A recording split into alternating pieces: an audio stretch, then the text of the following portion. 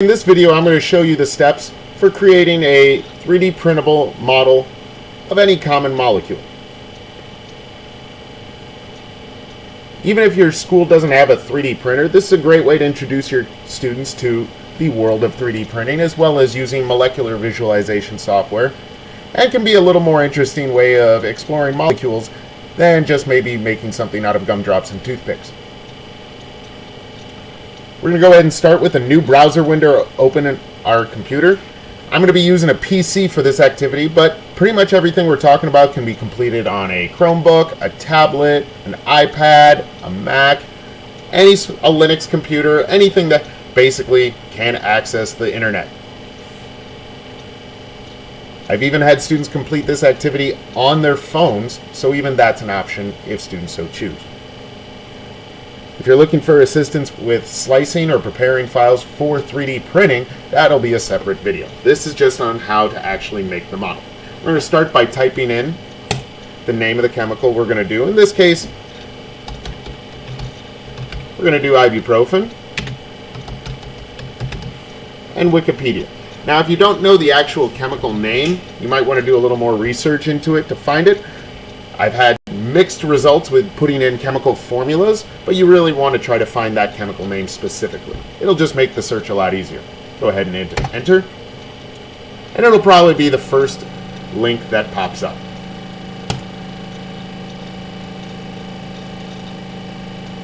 While it may seem to contradict what a lot of teachers have told you, Wikipedia is a great source of information, not just about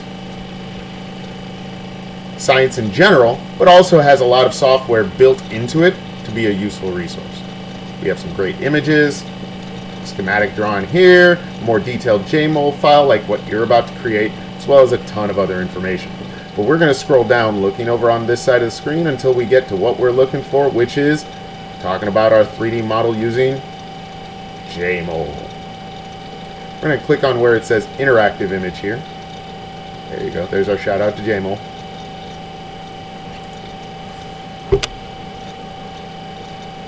Give it a moment to load, and it'll bring up a manipulable 3D model of our chemical.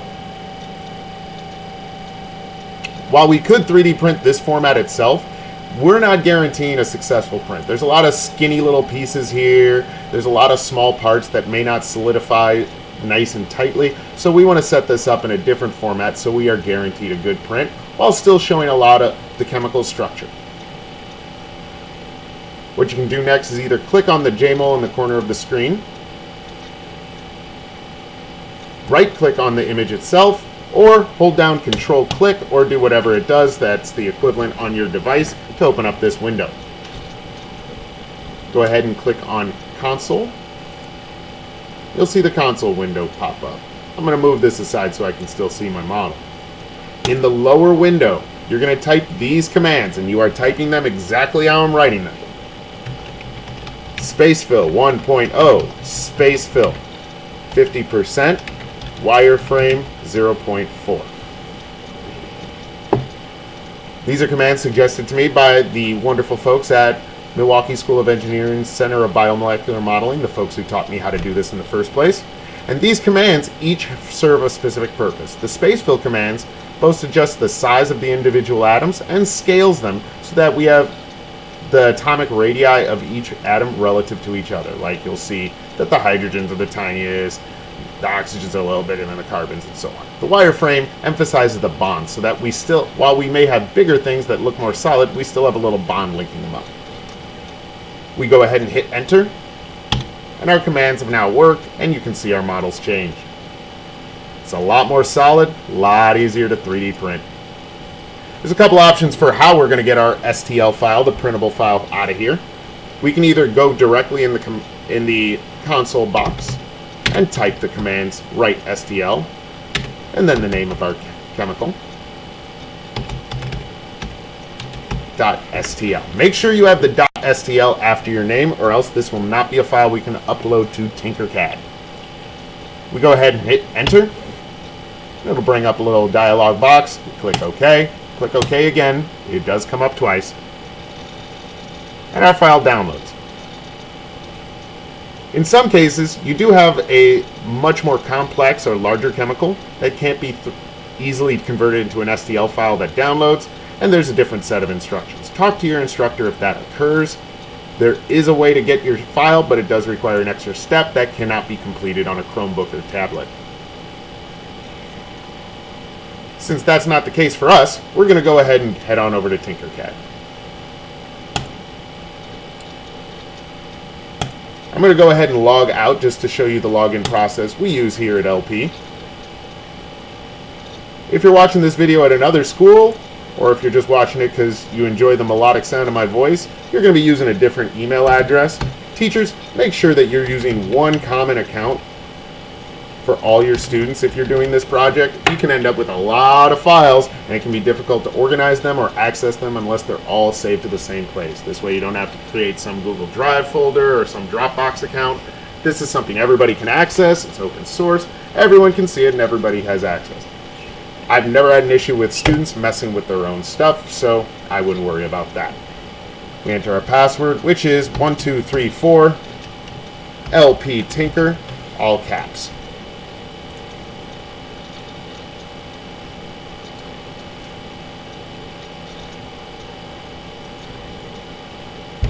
I would like to really take a second and just praise the students at LP for having a wonderfully diverse model library with over 20 models per page.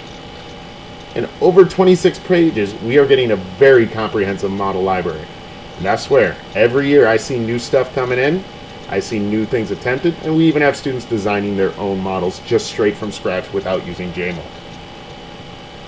To upload our file, we're going to click on Create New Design. A new page shows up. Tinkercad is some really powerful software. I encourage everyone to use it, make use of it in their classroom. There's a lot of great options that I wish I had time to get into here. We're going to get our file in here by clicking Import. We're going to go to Choose File. More than likely your file has been downloaded to something like Downloads or Recent Places. Make sure you look in those various folders because you might be using something different than I'm using right now and it'll show up differently. Click on our file. It was formatted correctly. It's an STL file. We can totally use this, and click Open. Click Import. If you did not name your file correctly, it may not pop up here. Talk to your instructor and double check. You probably just misnamed it, and the easiest thing in the world is just to make a new file from JMOL from scratch all over again. We click Import. We wait a moment.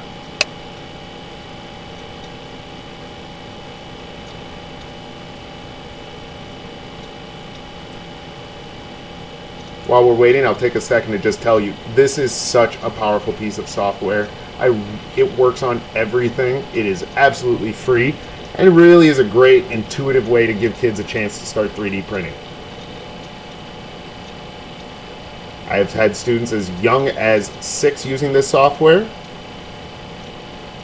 and I still play with it daily. We have our file uploaded, and as you can see, it's all one solid piece. It's beautiful. We could adjust this and change it and rotate it and move it around or scale it, but I'm not going to worry about all that. I'm just going to keep it in here and rename it. We click on the title in the corner. The format I encourage students to use is initial, underscore, period, underscore, name of chemical. You can go ahead and you put in the chemical formula if you'd so prefer, but some of these get really complex and that can be problematic. And plus, ibuprofen's ibuprofen. Hit enter, our file's renamed. Now if we want to get this final polished finished model and send it to anywhere else, we can go ahead and click on export. Make sure everything in design selected, and we're going to click STL. And it'll download our file for printing. We can now take that file and email it as an attachment. We want to make sure we send, if we're sending it, the actual finished file we got from Tinkercad, not the JMOL file. The JMOL file may have some errors, it may have gaps, it may have holes. Tinkercad makes sure everything's solidified. And now we can send this to whoever we want.